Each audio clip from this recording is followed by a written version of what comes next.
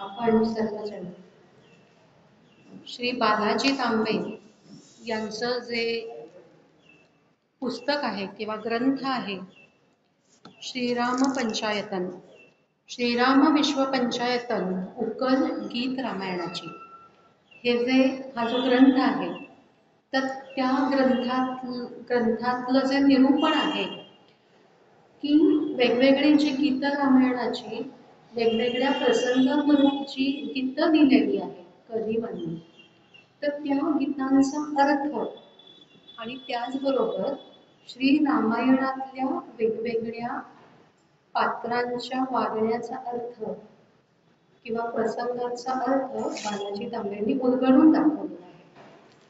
तर मागच्या वेळेला आपण कोण तो कुठला राजकुमार म्हणजे जेव्हा शूर्पणखा पंचवटीमध्ये घेते आणि श्रीरामांना लक्ष्मणाला तू माझा पती हो असं म्हणते, तेव्हा श्रीराम लक्ष्मणाकडे तिला पाठवतात आणि लक्ष्मण तिचं नाककान कापतो आणि मग शूर्पणखा परत रावणाकडे येते आरडाओरडा करत. इथपर्यंत आपण आलो होतो. म्हणजे कोण तू कुठला राजकुमार या गीतापर्यंत आपण मागच्या भागामध्ये आलो होतो, म्हणजे मागच्या प्रवचनाच्या वेळेला आलो होतो. आता आजचं जे गीत आहे ते शूर्पणखा जिने खरं तर चुकीच्या व्यक्तीकडे ती चुकीची याचना करायला गेली. म्हणजे श्रीराम हे कामप्रवृत्त होतील आपल्या रूपामुळे असं तिने गृहीत धरलं. तिला श्रीरामांचं खरं रूप म्हणजे ते चैतन्य रूपी आहे हे कळलंच नाही, अशी ती त्यांच्याकडे गेली, चुकीची मागणी केली आणि त्यामुळे तिची ही विटंबना झाली. खरं तर नाक म्हणतो ना की तिचा नाकाचा शेंडा नेहमी वर असतो.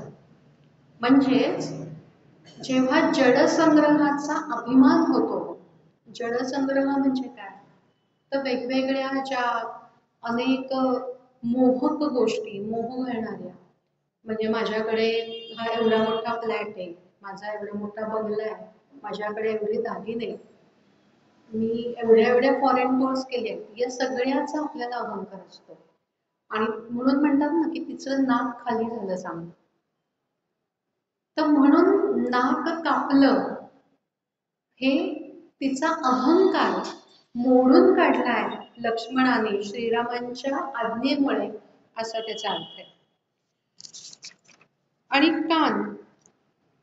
कान सुद्धा का कापले तर शरीराची काय किंवा या संग्रहाची की तू किती छान आहेस, तुझ्यामध्ये किती सामर्थ्य आहे, तू किती सुंदर आहेस, किंवा तुझ्याकडे एवढं काय काय काय काय आहे, तू किती श्रीमंत आहेस, तुझ्याकडे एवढ्या गोष्टी आहेत सगळ्या, याची स्तुती कानांना प्रिय असते आणि त्या स्तुतीमुळे अहंकार वाढतो.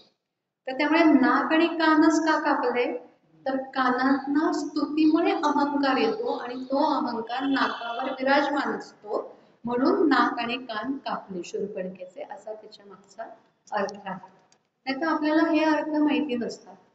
तर ही विटंबना केली म्हणजे काय की तिला जो गर्व झाला होता, ती जो स्वतःच्या जडदेहाचा मोह, जडदेहाच्या मोहामध्ये श्रीरामांना म्हणजे साक्षात चैतन्याला, साक्षात परब्रह्माला त्याच्या अधिपत्याखाली, माझ्या अधिपत्याखाली तू ये असं जे म्हणत होती, ते श्रीरामांनी मोडून काढलेलं आहे.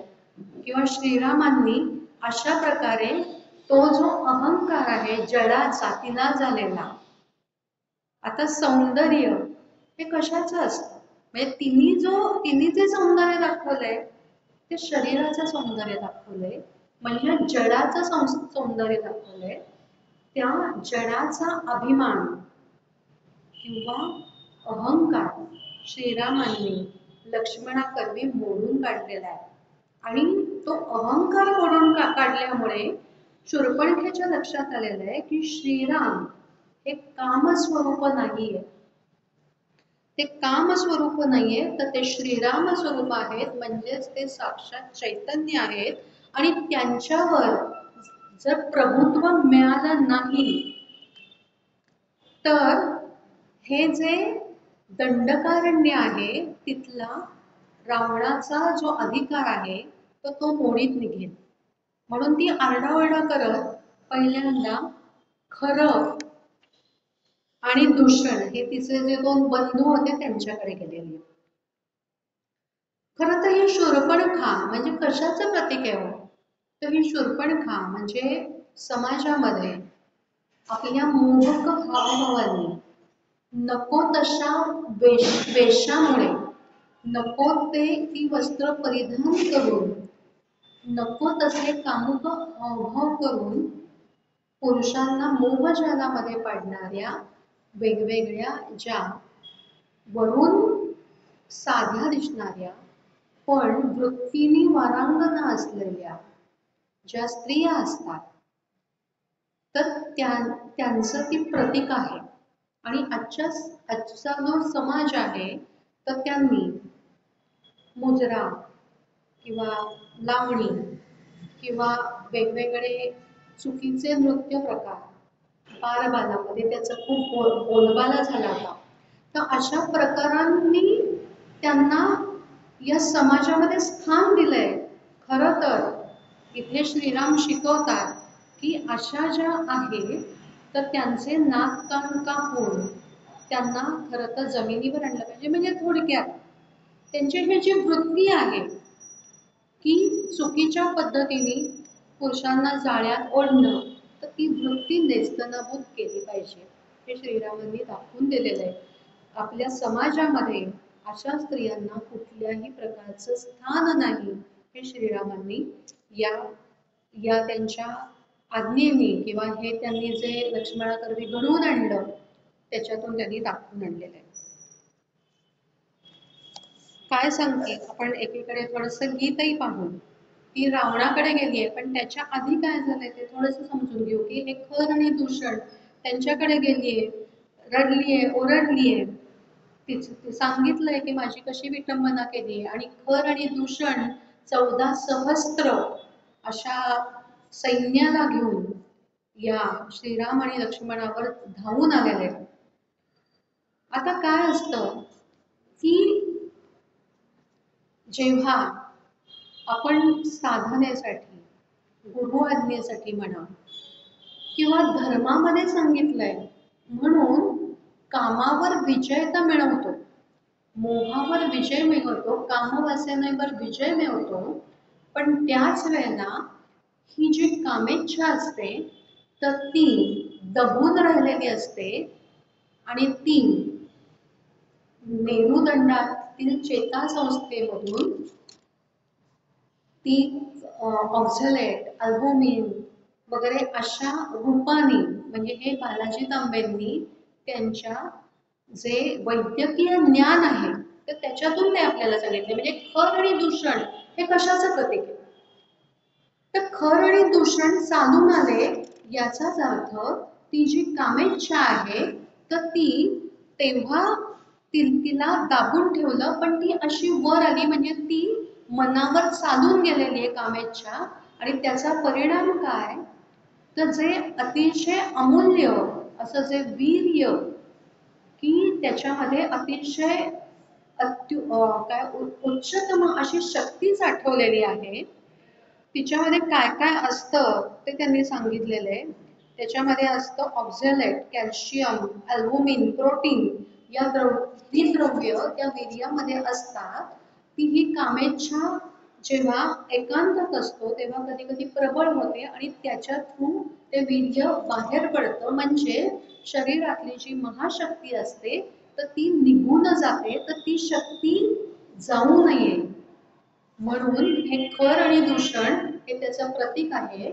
आणि म्हणून श्रीरामांनी त्यांचा आणि या जे 14,000 जे राक्षस आहेत तर त्यांचा नायनाट केलेला आहे. हे कसं होऊ शकतं, तर मेरुदंडातील चेताशक्तीवर प्रभुत्व मिळवून, म्हणजेच योग साधनेने हे जमू शकतं.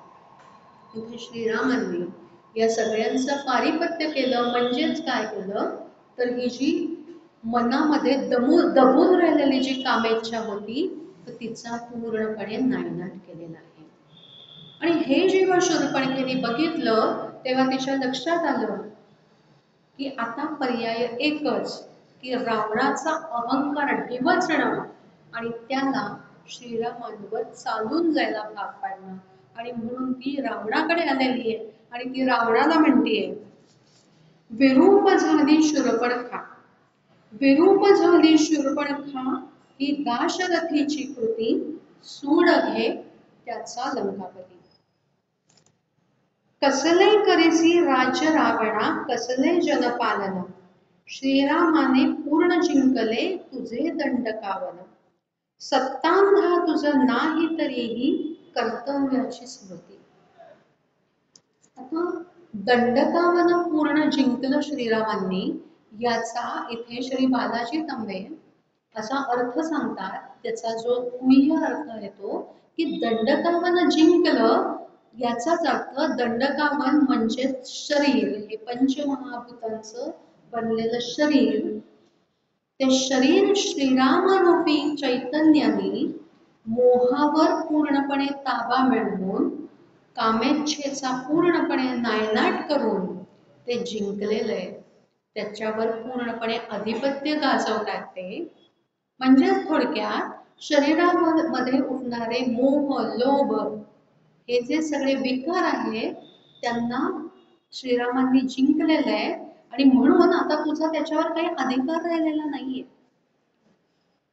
आणि तू हे कसलं राज्य करतोयस, ती चिडून बोलतीये, हे कसलं राज्य करतोयस, हे कसलं जनपालन, आम्ही सगळे तुझे कोण आहोत, आम्ही सगळे तुझे म्हणजे तुझ्या अधिपत्याखाली आहोत, आम्ही तुझ्या शरणार्थी आहोत, कारण आम्ही तुझ्या राज्यात राहतो, मी तर तुझी भगिनी आहे आणि तू आमचंच पालन करू शकत नाहीयेस.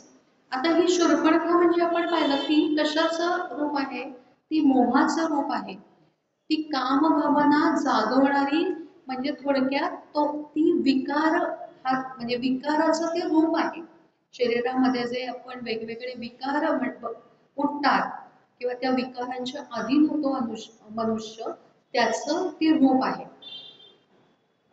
आता जेव्हा आपण कुठल्याही साधनेने एखाद्या विकारावर जय मिळवतो, मोहावर जय मिळवतो, तेव्हा जे मन असतं तर ते थोडंसं चिडून उठतं किंवा शरीर कधी कधी बंड करून उठतं की ती साधना संपली, आपण त्या नामातून बाहेर पडलो, आपल्या माळा करून झाल्या, आपण जेव्हा परत मायेमध्ये शिरतो किंवा आपण आपल्या रोजच्या कामाला लागतो तेव्हा साधनेमुळे किंवा नाम संकीर्तनामुळे किंवा आपण हे जे सगळं ऐकत असतो आध्यात्मिक, तर तेव्हा हे सगळे विकार दबून राहिलेले असतात. पण कधी कधी नंतर रात्री म्हणा किंवा आपण ज्या कुठल्या लोकांमध्ये वावरत असतो, ज्या संघामध्ये वावरत असतो, त्यांच्यामुळे, गप्पांमुळे, टीव्हीवरच्या सिरियलमुळे, वेगवेगळ्या कारणांमुळे ते शरीर, ते मन परत बंड करून उठतं. तेच बंड इथे शूर्पणखा करते आणि ती कुठे गेली, अहंकाराकडे गेली. रावण हे मूर्तिमंत अहंकाराचं रूप आहे असं श्री बालाजी तांबे सांगतात. आणि ती तो अहंकार शरीरामध्ये, मनाचा जो अहंकार आहे की मी म्हणजे असा, मी म्हणजे तसा, आणि असं कसं कोणी माझ्या ज्या इच्छा आहेत त्या मारू शकतं, दबवू शकतं, असं आता ती शूर्पणखा म्हणते. म्हणजे हे कशाचं प्रतीक आहे हे मी आपल्याला सांगते. थोडंसं कसं आहे, बालाजी तांबेंनी हे सगळं रूपकात्मक आणि त्याचा जो आध्यात्मिक अर्थ आहे तो सांगितलाय, तर तो आपल्याला सांगण्याचा प्रयत्न करते. त्यामुळे हे आता शूर्पणखेने केलेली तक्रार आहे, बंड आहे की हे कसं काय होऊ शकतं, हे जे चैतन्य आहे, हा जो हृदयातला जो श्रीराम आहे तो तुझ्या शरीरावर कसं काय अधिराज्य करू शकतो, असं ती शूर्पणखा म्हणजे ते विकार आता विचारतायत. सत्तांधा तुझं नाही कर्तव्याची स्मृती. इथे कर्तव्य कुठलं, तर आमचं पालन करणं हे तुझं कर्तव्य आहे. म्हणजे कुठलं, विकारांचं पालन करणं हे तुझं कर्तव्य आहे, असं तो विकार त्या अहंकाराला सांगतोय, रावणाला सांगतोय. 20 लोचने उघडून बघया शूर्पणखेची दशा. तू बघ, माझा जो अहंकार आहे, कान नाक रूपी अहंकार आहे, त्या स्तुतीमुळे झालेला अहंकार आहे, तो त्या श्रीरामांनी छाटून टाकलाय, त्याचं पूर्ण निर्दालन केलेलं आहे. श्रीरामाच्या पराक्रमाने कंपित दाही दिशा. म्हणजे एकीकडे श्रीरामांच्या या पराक्रमामुळे, की आपले एवढे 2 बंधू आणि एवढे 14 सहस्त्र राक्षस त्यांनी मारून टाकलेत श्रीराम आणि लक्ष्मणांनी, म्हणजे त्यांचं किती शौर्य आहे. एकीकडे तिला भीती पण वाटतेय आणि म्हणून ती आता सहाय्य मागण्याकरता रावणाकडे गेली. तुझे गुप्तचर येऊन नचता वार्ता ही सांगते. अरे तू हे कसलं शासन करतोय, तुझे काय गुप्तचर वगैरे काय झोपलेत का काय? त्यांनी कसं काय सांगितलं नाही तुला की एवढे तुझे सैन्य मारलं गेले आणि त्या दंडका वनावर आता त्या श्रीरामांचं राज्य. जनस्थानी त्या कहर उडाला मेले खरदूषण. सहस्त्र 14 राक्षस मेले, हे का तुझं भूषण? हे तुला भूषण आहे का? काय लाज वाटते का नाही तुला? थोडक्यात सांगायचं झालं तर तिला असं म्हणायचंय. देवा समतो सुपूज्य ठरला जनस्थानीचा यती. दिसतो तर यतिवेशात, तो दिसतोय तर यतिवेशात, आणि एवढे राक्षस त्यांनी मारले म्हणून तिथले जे कोणी ऋषी मुनी आहे त्यांच्यासाठी तो देव ठरलाय. आणि त्या जनस्थानात कहर उडालाय का? कारण खरं दूषण हे माझे बंधू, त्यांनाही मारलंच आहे, शिवाय 14 सहस्त्र म्हणजे 14,000 राक्षसांना त्या दोघांनी मारून टाकलंय. आणि रावण हा म्हणजे अहंकाराचं प्रतीकच. त्याला कसला अहंकार होता हो? त्याला स्वतःच्या बळाचा, सामर्थ्याचा, मी देवांना आज पराभूत केलेलं आहे, अहो नवग्रह आज माझ्या पायाखाली आहेत याचा अहंकार आहे, देव माझ्या कैदेत आहेत याचा अहंकार आहे.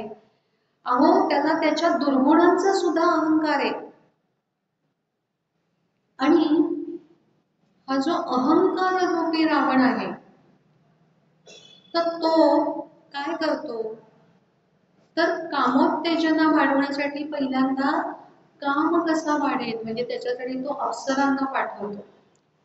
म्हणजे आपण खूप वेळा ऐकलंय, विश्वामित्र, मेनका वगैरे हे सगळं आपण ऐकलेलं आहे. किंवा वेगवेगळ्या योग्यांचं तप भंगण्यासाठी पहिल्यांदा तो काम वाढवतो. म्हणजे कामरूपी जी शूर्पणखा आहे तर तिला पाठवतो. असं आपण अनेक वेळा पाहिलंय, पण इथे उलट घडलेलं आहे. इथे कामरूपी शूर्पणखा पहिल्यांदा गेलेली आहे, पण तिचा पराजय झाल्यामुळे आता ती अहंकाराला जागृत करते, असं उलट झालेलं आहे तिथे.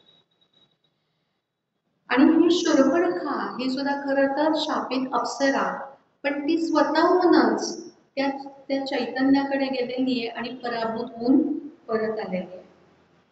आणि म्हणून ती त्यांना जाणीव करून देते की तू इथे कुठल्या नशेत आहेस, कुठल्या गर्वात आहेस. हा जो तुझा गर्व आहे ना, तर तो म्हणजे पूर्णपणे त्याचं निर्दालन करायला त्या श्रीरामांना एक क्षणही पुरेसा आहे, असं ती त्याला जाणीव करून देते. पुढे ती सांगते, तुझ्याच राज्यी तुझ्याहूनही पूज्य जाहला नर. हे जे राक्षस असतात ते नरांना म्हणजे मानवांना खर तर आपल्यापेक्षा कनिष्ठ समजतात आणि तो साधा नर आहे, साधा मनुष्य आहे, पण तो सुद्धा तुझ्यापेक्षा जास्त डोईजड झालाय, तो सुद्धा तुझ्यापेक्षा जास्त पराक्रमी आहे असं सांगते. ती ते सांगतेय की कामवासनेवर विजय मिळवून खर आणि दूषण यांना म्हणजे चेता संस्थेवर पूर्णपणे विजय मिळवून ते त्या दंडकावनाचे पूर्णपणे अधिकारी ठरलेले.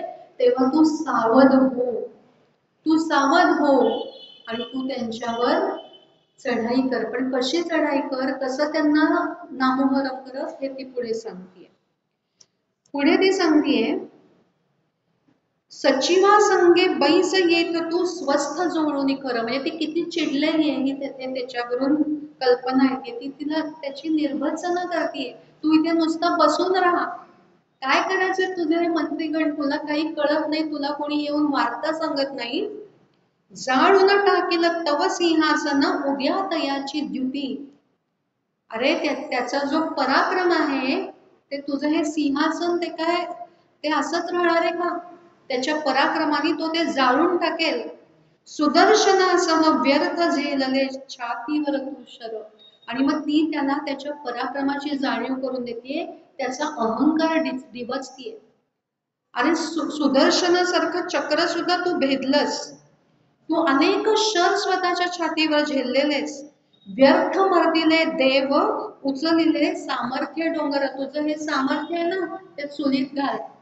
अरे तू डोंगर उचललेस, कैलास सुद्धा उचलून आणला होतास. अरे सगळ्या देवांना सुद्धा तू स्वतःच्या पायाखाली त्यांचं मर्दन केले, म्हणजे रगडलेस. तूच काय तो धर्मोच्छेदक अजिंक्य सेनापती. अरे तूच तो धर्माचा इथे चक्क म्हणजे किती काय म्हणतात ना ज्याला, की धर्माला पायदळी तोडवणारे कसे असतात त्याचं ते वर्णन आहे. तूच काय तो धर्मोच्छेदक, तूच तो धर्माचा विनाश करणारा का, तूच तो आहेस का? अरे तुला काय शुद्ध आहे की नाही? तूच तो अजिंक्य सेनापती आहेस का? तूच काय रे कुबेर जिंकून पुष्पक नेले घरी. तूच त्या कुबेराचा पाडाव केला होतास ना, तूच ते पुष्पक विमान तुझ्या घरी नेलेस ना. तूच काय तो वरिली ज्याने तक्षक नृप सुंदरी. म्हणजे खरं तर एखाद्याचा अहंकार म्हणजे आपल्यासारख्या सामान्य माणसांना कधी बरं वाटतं, जेव्हा काहीतरी चांगली कृत्य केलेली असतात त्याचं जेव्हा वर्णन करतो तेव्हा आपल्याला छान वाटतं. पण इथे उलट आहे, कारण तो राक्षस आहे. म्हणजे दैत्य वृत्ती कशी असते हे याच्यामध्ये आपल्याला दिसतं. जेव्हा त्याची जे केलेले चुकीची कर्म जी आहे त्याची जेव्हा स्तुती होते तेव्हा त्याचा अहंकार म्हणजे तेव्हा त्याचा अहंकार वाढतो. असं उलट आहे. म्हणजे तो त्याचा पराक्रम आहे असं त्याला वाटतं, की ती त्यांनी चांगली कर्म केलेली तसं त्याला वाटतं. म्हणजे इथे खरं तर आठवण येते की आपला जो धर्म आहे तो कसा त्याचा पाडाव करता येईल यासाठी आज अनेक संघटना उभ्या आहेत, जे आपण पेपरमध्ये वाचतो, अनेक चित्रपटांमध्येही दाखवलं जातं आणि त्याच्यासाठी कसं प्रशिक्षण दिलं जातं तेही दाखवलं जातं. आणि ते प्रशिक्षण देताना कशा प्रकारे त्यांना म्हणजे त्यांचे कान भरले गेले असतील किंवा कशा प्रकारे त्यांच्या मनावर नको त्या गोष्टी बिंबवल्या गेल्या असतील हे या वर्णनातून आपल्याला कळतं. तो विषय वेगळा आहे, पण आता हे वाचत असताना मला हे म्हणजे आठवलं की आत्ताची परिस्थिती, की जे अतिरेकी जे तयार होतात त्यांना जे प्रशिक्षण दिलं जातं तर तेव्हा ते कशा प्रकारे त्यांना डिवचत असतील ते या गाण्यामध्ये आपल्याला कळतं. रावण पुढे काय केलंय, तूच काय तो भय मृत्यूचे लव नाही ज्याप्रती. तूच तो आहेस ना की ज्याला मृत्यूचं भय पण नाही.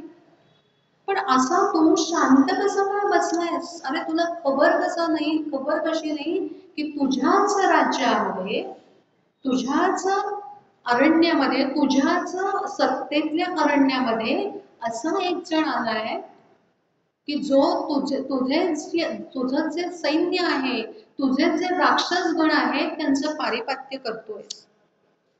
आणि हे सगळं ऐकल्यानंतर म्हणजे हे सगळं ती का सांगतेय की रावण उत्तेजित होईल की अरे मी हा एवढा पराक्रम केलेला आहे पूर्वी, मी ही एवढी दुष्कृत्य केली आहे आणि आता मी कसा काय शांत बसू शकतो जेव्हा एक अतिशय चांगला असा कोणी माझ्या राज्यात शिरला.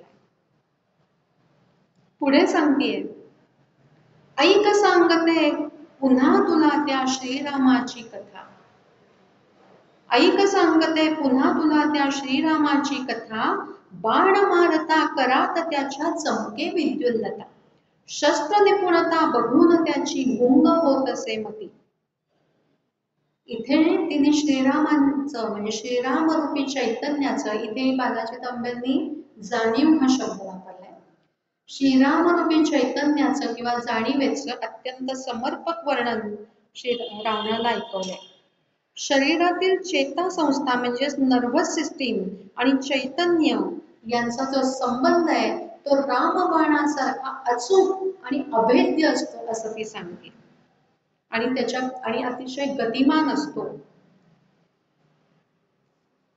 म्हणजेच नर्व्हस सिस्टीम मधून म्हणजे चेतासंस्थेमधून जे संदेश चैतन्यापर्यंत जातात किंवा चैतन्याकडून जे नर्व्हस सिस्टीमला दिलेले जे संदेश जातात ते किती वेगाने जातात, ते रामबाणासारखे जातात आणि तितके ते अचूक असतात. म्हणजे योग्य ठिकाणी योग्य वेळी ते संदेश कसे दिले जातात हेच जणू ती सांगते. म्हणजे जर मेडिकल भाषेमध्ये सांगायचं झालं तो रूपाने रेखीव श्यामल भूमीवरती स्मर, त्याच्या संगे जनक कन्यका रतिमुनी सुंदर. हे जे चैतन्य रूपी जे श्रीराम आहेत ते अतिशय रेखीव आहेत, ते अतिशय सुंदर आहेत. अहो ते परब्रह्म, ते चैतन्य ते सुंदर आहेच, त्याच्यासाठी शोधखोळीची गरज नाही. त्याच्या संगे जनक कन्यका रतिमुनही सुंदर. आता इथे जनक कन्यकेला बालाजी तांबेंनी शुद्ध अशा शरीराची उपमा दिलेली आहे. म्हणजे हे जे चैतन्य म्हणजे इथे बालाजी तांबे जी कल्पना करतायत की शरीररूपी म्हणजे शुद्ध शरीर म्हणजे सीता आणि त्याच्यातलं चैतन्य म्हणजे श्रीराम, ती पण अतिशय सुंदर आहे. आणि ही जी निर्गुण आणि निराकार ही जाणीव किंवा हे चैतन्य आहे, ते जे चैतन्य आहे त्या चैतन्याचा तू पराभव कर असं शोधखोळीला सांगते. पुढे ती त्याला मुद्दाम डिवचतीये, तुलाच साजून दिसेल ऐसी मोहकती युवती, तिला पळवून घेऊन यावे तुझसाठी सत्वर. पुढे ती किती असत्य बोलते बघा. याच साठी मी गेले होते त्याच्या कुटीरावर, श्रवण नासिका तोडून त्यांनी विटंबिले मज किती. खरं तर ती कशासाठी गेली होती? स्वतः मोहात पडली म्हणून गेली होती. ते तिने लपवलंय. ती सांगतेय की त्या सीतेला जी अतिशय सुंदर आहे, रतीपेक्षा सुंदर आहे, ती तुला शोभून दिसेल. तिला मी पाहिलं वनामध्ये विहार करताना आणि ती तुला शोभून दिसेल असं मला वाटलं, म्हणून तिला पळवून घेऊन यावं म्हणून मी तिथे गेले होते. मी खरं तर तुझ्यासाठीच गेले होते, पण त्यांनी माझे कान नाक तोडले आणि मला असं विटंबना केली आणि म्हणून मी तुझ्याकडे आली. म्हणजे मी खरं तर तुझ्याच भल्यासाठी गेले होते, पण माझी काय विटंबना झालीये बघ, आणि या विटंबनेचा तू सूड घे. जा सत्वर जा ठार मारते बंधू दोघे जण, हसनी मदती जनक कन्यका येई तिज घेऊन, माझ्या समते तव सत्तेची विटंबिती कृती. मी गेले होते, माझा अहंकार त्यांनी कापून काढला असं ती सांगतीये. आता ही जी लंका आहे ती म्हणजे ते म्हणजे काय आहे, तर ते म्हणजे तामसिक तत्वांचा जो खजिना असं बालाजी तांबे सांगतात. का बरं? कारण तिथे काय आहे, तिथे सगळं सुवर्ण आहे, सुवर्णाची लंका आहे, परत रत्न आहेत, म्हणजे अपरंपार धन आहे. आता हे जे धन आहे ते म्हणजे काय आहे, ते म्हणजे सगळी ऐहिकता आहे, भौतिकता आहे, जडत्व आहे तिथे. आणि त्या ते जे जडत्व जे आहे ज्याचा मोह पडतो, म्हणजेच तिथे सगळी तामसी वृत्ती भरून राहिलेली आहे. कारण तिथले जे सगळे निवासी आहेत तर ते मद मोह आणि मत्सराने भरित आहेत. म्हणजेच लंका म्हणजे जणू सगळी तमोवृत्ती तिथे सगळी केंद्रित झालेली आहे असं म्हटलं तरी चालेल. म्हणजे तिथे सगळं जडत्व आहे ते जडत्व म्हणजे काय आहे, तर ते म्हणजे जणू हार्डवेअर आहे असं बालाजी तांबे सांगतात. म्हणजे एखादा जर कॉम्प्युटर जर आपण डोळ्यासमोर आणला तर त्याचा हार्डवेअर म्हणजे लंका. आणि बऱ्याच वेळेला आपल्याला अभिमान असतो, अहंकार असतो, की माझ्याकडे जो कॉम्प्युटर आहे तो त्याचा स्क्रीन एवढा मोठा आहे, त्याची मेमरी एवढी मोठी आहे, किंवा तो या ब्रँडेड कंपनीचा आहे, तो इतक्या हजारांचा आहे, हा आपल्याला अहंकार असतो. पण जर नुसतंच हार्डवेअर असेल त्या कॉम्प्युटरमध्ये तर तो चालूही होत नाही, त्याच्यावरचे कुठलेही प्रोग्रॅमही चालत नाही. तर बालाजी तांबे असं सांगतात की त्याचाच अहंकार रावणालाही झालेला आहे आणि या शूर्पणखीलाही झालेला आहे, की माझ्याकडे एवढं धन आहे, मी एवढ्या गोष्टींवर सत्ता गाजवतोय, माझा प्रासाद एवढा मोठा आहे, माझे सेवक एवढे आहेत, याचा अहंकार झालेला आहे. पण रावणाला खरं तर हेच माहित नाही, किंवा शूर्पणखेलाही हेच माहित नाही की हे एवढं सगळं जडत्व आपण मिळवलंय, पण याचा हेतू काय. म्हणजे परत जर आपण शरीराकडे आलो तर शरीर हे म्हणजे हार्डवेअर आहे, हे नुसतं जड, त्याची स्थिती ती जड आहे. जर त्याच्यामध्ये चैतन्य नसेल, म्हणजेच मूळ प्रोग्राम नसेल, जो म्हणजे सॉफ्टवेअर ज्याला आपण म्हणतो, ते जर नसेल तर तो कॉम्प्युटर, शरीररूपी कॉम्प्युटर असू दे किंवा लंकेमध्ये सगळं जे जडत्व पूर्ण तमोगुण भरलेला आहे, ज्याच्यामुळे चैतन्यावर पूर्णपणे पडदा पडलेला आहे, किंवा चैतन्याला म्हणजे रावण स्वतःतल्या चैतन्याला, स्वतःतल्या परब्रह्म रूपी श्रीरामाला विसरून गेलेला आहे. त्यामुळे त्या शरीराचा, त्या कॉम्प्युटरचा खरा हेतू काय, खरं प्रयोजन काय, म्हणजे ज्याला आपण म्हणतो की हा मानव देह कशाला मिळालेला आहे, कशासाठी आपल्याला मिळालेला आहे, तर भगवत प्राप्तीसाठी मिळालेला आहे. तर तो हेतूच रावण पूर्णपणे विसरून गेलेला आहे. त्याचप्रमाणे रावणही विसरलेला आहे आणि लंकेतले सगळे विसरलेले आहेत. म्हणून लंका हे जड स्वरूप आहे, हार्डवेअर सारखं आहे, असं बालाजी तांबे आपल्याला सांगतायत.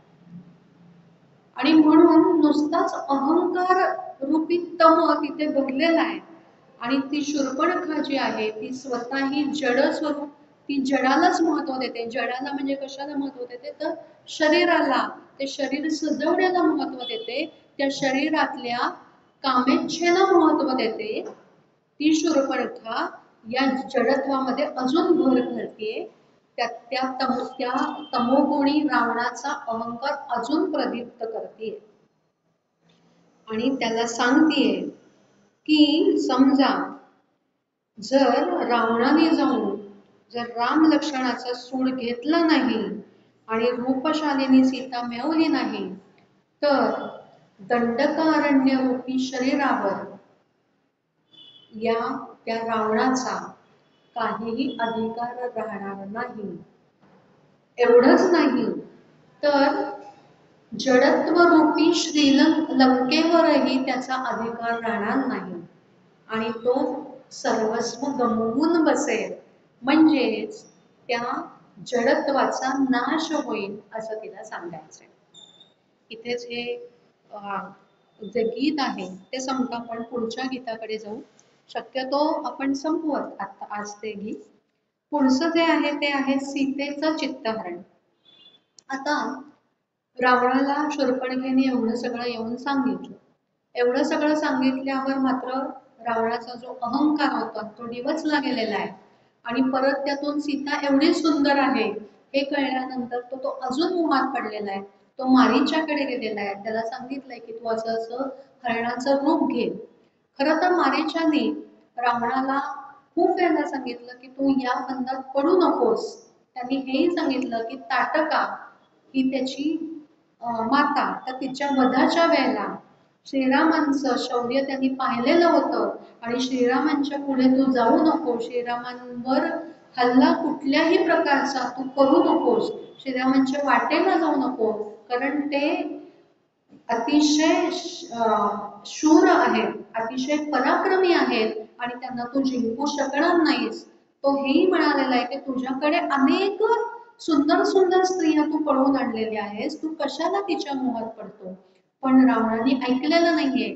तो म्हणालाय की ठीक आहे, समजा तर तू जर माझी आज्ञा पाळली नाहीस तर मी आत्ताच तुझा वध करीन. तेव्हा मारीचाने हा विचार केलेला आहे की रावणाच्या हातून मरण्यापेक्षा मी श्रीरामांच्या हातून मरण पत्करेन, म्हणजे मला निदान मोक्ष तरी मिळेल. आणि त्याने ते हरणाचं रूप घेतलेलं आहे आणि सुंदर असं सुवर्ण मृगाचं रूप घेऊन तो मारीच आलेला आहे आणि तो सुवर्ण मृग सीतेने पाहिलेला आहे आणि ती त्याच्या मोहात पडलेली आहे. आता काय म्हणते ते बघा. तोडिता फुले मी सहज पाहिला जाता, मज आणून द्यावो हरिण अयोध्याला. झळकती तयाच्या रत्ने शृंगावरती, नवमोह फुलांसम सुवर्ण अंगावरती. हे नयन भाळले त्याच्या रंगावरती, ते इंद्र चापसे पुच्छ भासते उडता. आता मृग हा अतिशय चंचल, कामुक, मनमोहक अशा हालचाली करणार असतो. दिसायला अत्यंत चालस असतो, अत्यंत निष्पाप असतो आणि मारीचानी बरोबर त्याचाच रूप घेतलेला आहे. पण आपण आधीच्या गीतात म्हटल्याप्रमाणे सुवर्ण हे परत जळाचंच रूप. सुवर्ण हे तसंही मोहात पडणार. सुवर्ण स्वतःच्या झगमगटाने आणि विद्युत शक्ती, त्याच्यामध्ये सर्वात जास्त विद्युत शक्ती प्रवाहित करणारा कोण असतं तर सुवर्ण हा धातू. आपण पूर्वी शिकलेलोय रसायनशास्त्रात. तर म्हणजे थोडक्यात काय की दुसऱ्याला मोहात पडणार असं ते सुवर्ण, असा त्याचा गुण आहे आणि म्हणून सुवर्ण मृगाचं रूप घेतलेलं आहे आणि त्याच्या मोहात सीता पडली. आता इथे स्त्रियांचा स्वभाव कसा असतो, बालाजी तुम्ही सांगताय की स्त्रियांचा स्वभाव खरं तर अतिशय धार्मिक, अतिशय कष्टाळू, सेवाभावी वृत्तीचा असा तर असतोच. प्रेमही तिच्यात असतं, रुजुता असते, हे सगळे गुण असतात. पण त्याच्याच बरोबर झटकन मोहात पडणं, संग्रहाची वृत्ती असणं, असूया की मत्सर करण्याची वृत्ती किंवा दुसऱ्यांकडे काय आहे आणि त्याच्यापेक्षा किंवा दुसरीकडे असं जास्त म्हटलं तर जास्त बरोबर आहे की दुसऱ्या स्त्रियांकडे कुठले दागिने आहेत, कुठल्या साड्या आहेत, तशा माझ्याकडे आहेत का. मग नसल्या तर माझ्याकडे किती साड्या असोत पण त्या पद्धतीची, त्या स्टाईलची साडी माझ्याकडे नाही, म्हणून मी ती परत सेलमध्ये जाऊन घेऊन येणार. तर ही वृत्ती म्हणजेच संग्रहाची वृत्ती. आणि मत्सर जो अतिशय जो वाईट खरा म्हटलं तर गुण आहे तो तिच्याकडे असतो, की हिच्याकडे पण माझ्याकडे नाही, याच्याबद्दल वाटणारा जो विषाद असतो तो तिच्याकडे खूप असतो. आणि म्हणून सीता त्या मोहात पडलेली आहे. आता खरं तर इथे बालाजी तांबे सांगतात की सुवर्ण मृगाच्या मोहात पडणं म्हणजे काय. तर आत्ताच्या युगात आपण त्याचा जर विचार केला तर अनेक जाहिराती आपल्याला टीव्हीवर दिसत असतात. तेव्हा अनेक त्या जाहिरातींचा जो मारा आपल्यावर होतो तेव्हा आपण कुठलाही विचार न करता ती किती किमतीची आहे, मग त्याच्यासाठी आपल्याला लोन घ्यावं लागणार आहे, मग तो लोन आपल्याला इतके वर्ष फेडायला लागणार आहे, असा विचार न करता कित्येक वेळेला कारच्या अनेक सुंदर सुंदर जाहिराती आपल्याला दिसतात. आपल्याकडे खरं तर एक छान आपली मारुती 800 असते, पण ती आपल्याला छान नेतही असते, आणतही असते. बरेच वेळेला ती पार्किंग मध्ये नुसतीच उभी असते अनेक महिने, कारण ट्रॅफिक खूप असतो. पण तरी सुद्धा स्त्री काय किंवा पुरुष काय, माझ्या कलिगकडे किंवा माझ्या मैत्रिणीकडे आता टोयोटा आली आहे, आपल्याकडे फक्त मारुती 800 किती साधी, आता ती आउट ऑफ फॅशन आहे आणि स्टेटसला चांगलं दिसत नाही. आणि एवढी सुंदर गाडी, किती सुंदर त्या जाहिरातीत दाखवली आहे, किती सुंदर ते त्याच्यामधले फीचर्स आहे. मग भलेही त्याच्यासाठी लोन काढावं का लागू नये, भलेही ते घेतल्यानंतर त्याचा आनंद आपल्याला कसा बसा 1 महिनाच टिकणारा आहे. 1 महिना झाला की त्याचं अप्रूपही संपतं, कौतुकही संपतं. महिने 6 महिन्यातून 2 महिन्यातून एकदा कधीतरी कुठेतरी जाऊन येतो, नंतर ती तशीच खाली उभी राहिलेली असते, पण तरीही ती घेण्याचा मोह होतो. त्याचप्रमाणे पुन्हा गडग्याची जाहिरात असो, नाहीतर लागू बंधूंची जाहिरात असो, हिऱ्या मोत्यांचे दागिने किती सुंदर दिसतात. आता कितीही माहिती असो, कितीही बातम्या वाचू देत आपण की चोरांनी आज हे लुटलं, ते लुटलं, गळ्यातलं मंगळसूत्र ओढून नेलं, अनेक आपण बातम्या ऐकत असतो. पण असं आणि असं आपण करतो, त्या मोहात पडतो. हाच मोह इथे सीतेला झालेला आहे. खरं तर ती वनात आलेली आहे, सगळ्या मोहांचा त्याग केलेला आहे, पण तरीही त्या सुवर्ण मृगाच्या मोहात पडलेली आहे. आणि म्हणून ती श्रीरामांना म्हणतीये की मी असा असा तो मृग पाहिलेला आहे, अतिशय सुंदर आहे, अहो तो सुवर्णाचा आहे. किती छान वर्णन करते बघा. तो येऊन गेला अनेकदा या दारी, दिसता तो मटली पदचिन्हे सोने. घाशिले शिंग त्या रंभा स्तंभावरी, तो दिसे सुवर्णी बघा देवरा कांता. खरं तर फुलं तोडायला गेली. कुठलंही काम करताना जर एकाग्र स्थिती असेल तर खरं तर इकडे तिकडे नजर नको जाईल. पण जी मनाची चंचलता आहे, डोळ्यांची चंचलता आहे, त्यामुळे तिचं लक्ष तिकडे गेलेलं आहे. चालतो जलद गती मान मुरळितो मंद, डोळ्यात काहीसा भाव विलक्षण धुंद. लागला मृगाचा मला नाथ हो छंद, वेडीच जागले तृणांतरी त्या बघता. हे जे वेडीच झाले हा जो शब्द आहे ना इथले, हे जे 2 शब्द अतिशय महत्वाचे आहेत. आपण असंच वेडे होतो कुठल्या तरी गोष्टींसाठी. अनेक वेळेला आता जे आपण जे ऐकतो की फ्रॉड्स जे होतात, ते काय आहे, ते आपण कसल्या तरी मोहातच पडतो. की बरेच वेळेला शेअर मार्केटमध्ये पैसे गुंतवा, तुम्हाला कोटींचा तुम्हाला फायदा करून देतो. ते जाऊ देत, अहो बांगड्या पॉलिशला द्या, तुमचे दागिने दुप्पट करून देतो. अशा मोहामध्ये आपण फसतो, आपल्यावर संमोहन केलं जातं. हे जे संमोहन म्हणजे काय आहे? संमोहन म्हणजे आपलं जे मन आहे तर ते पूर्णपणे कमकुवत केलं जातं. त्याला कह्यात आणलं जातं, म्हणजे त्याच्यावर पूर्णपणे अधिकार गाजवला जातो आणि त्याला आपल्याला पाहिजे तसं नाचवलं जातं. तेच संमोहन या मारीचाने सीतेवर केलेलं आहे. आणि पुढे ती म्हणतीये की तुम्ही दोघंही, म्हणजे तुम्ही तर सहज त्या मृगाला पकडून आणू शकाल. तुम्ही त्या मृगाला पकडून जर आणलं तर उलट काय होईल ते सांगते बरं का. पुढे आपण ते बघूया.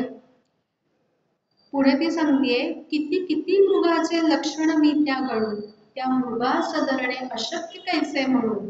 मज साठी मोडिले आपण शांकर दनू, जा करा त्वरा मी पृष्ठी बांधते भाता. म्हणजे ती जवळजवळ श्रीरामांना, जा तुम्ही सत्वर जा, घाईच करते, अहो माझ्यासाठी तुम्ही साक्षात त्या श्री भगवान शंकराचं धनुष्य तोडलं होतं स्वयंवराच्या वेळेला. मग हे एवढीशी माझी जी मागणी आहे ती तुम्ही पूर्ण नाही का करणार? कोशात कोंडिले अयोध्येत ते धन, ते असेल धुंडीत चरणांसाठी वन. काय कल्पना आहे बघा. काय म्हणते ती, अहो अयोध्येमध्ये त्या कोशाघरामध्ये जे धन आहे ना, तेच जणू इथे आलंय. का इथे आलंय? तुमचे चरण शोधत शोधत इथे आलंय. म्हणजे ज्याला आपण म्हणतो ना की काहीतरी चुकीची कल्पना करून घेणं, असं ती करतेय. खरं तर अयोध्येतलं धन इथे येणं शक्य आहे का? बरं आलं तरी ते त्या मृगाच्या रूपाने येणं शक्य आहे का? नाही. तरी ती तशी कल्पना करतेय, म्हणजे ती पटवण्याचा प्रयत्न करतेय की ते धन जणू इथे आलेलं आहे. जा आर्यतया ते कुटिली या घेऊन, राखील तोवरी गेह आपुला भ्राता. तोपर्यंत आपला भ्राता म्हणजे बंधू म्हणजे लक्ष्मण तो या कुटीचं रक्षण करील, माझं रक्षण करील, पण तुम्ही ताबडतोब जा.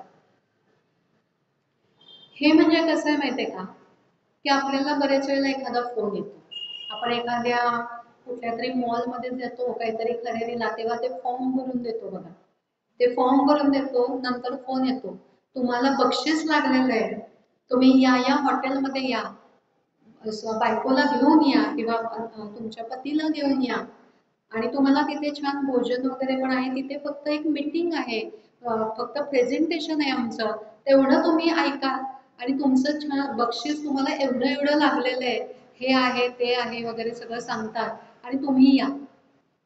आणि मग आपण तिथे गेल्यानंतर मग ती काय त्यांची स्कीम असेल किंवा काहीतरी असेल ते आपल्या ते गळ्यात बरोबर मारतात. हे तसं. पुढे ती म्हणते, सापडे जरी तो सजीव आपुल्या हाती, अंगीची तयाच्या रत्ने होतील ज्योती. काय कल्पना आहे बघा.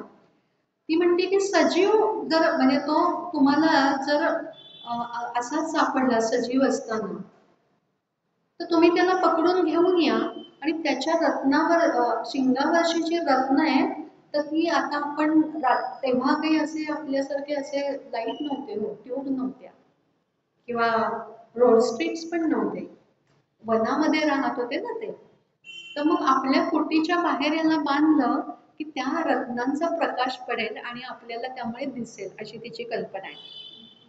देतील आपणा प्रकाश राणी राती, संगती देऊ त्या परत पुरेसी आता.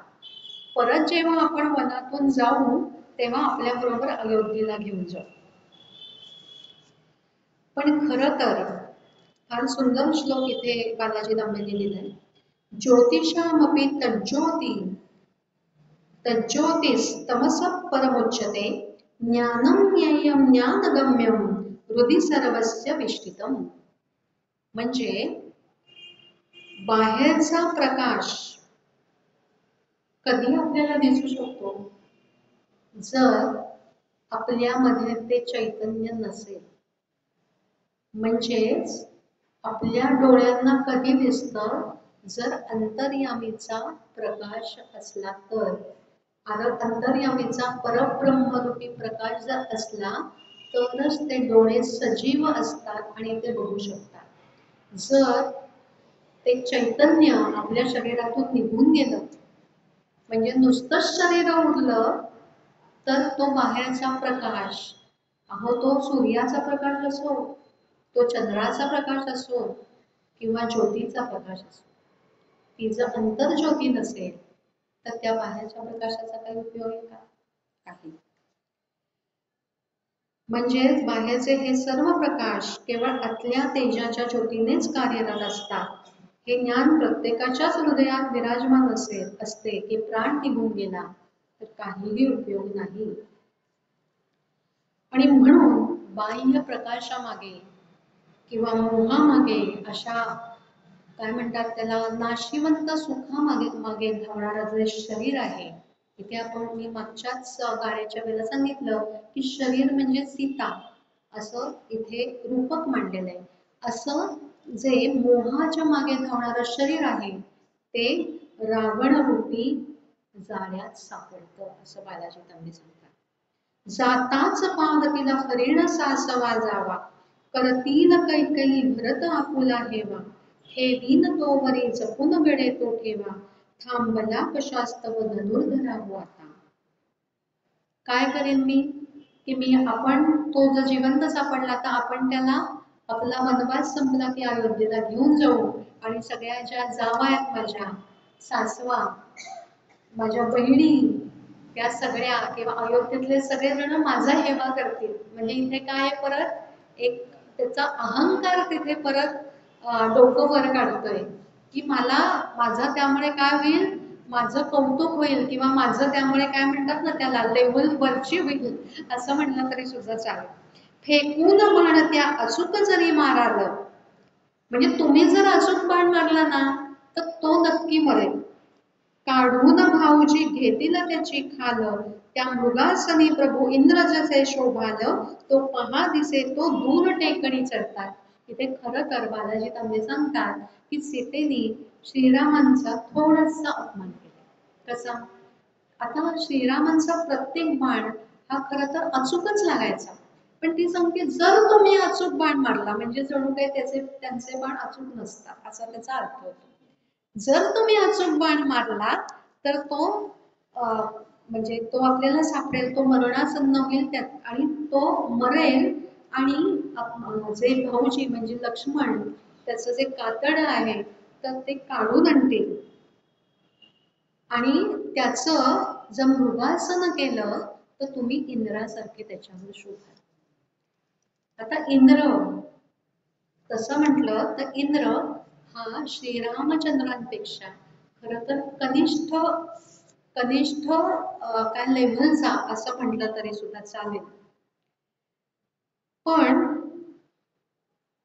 श्रीरामांचं अति उच्च म्हणजे श्रीराम म्हणजे साक्षात परब्रह्म ना, पण त्यांना सुद्धा सीता म्हणते की तुम्ही इंद्रासारखे शोधाल.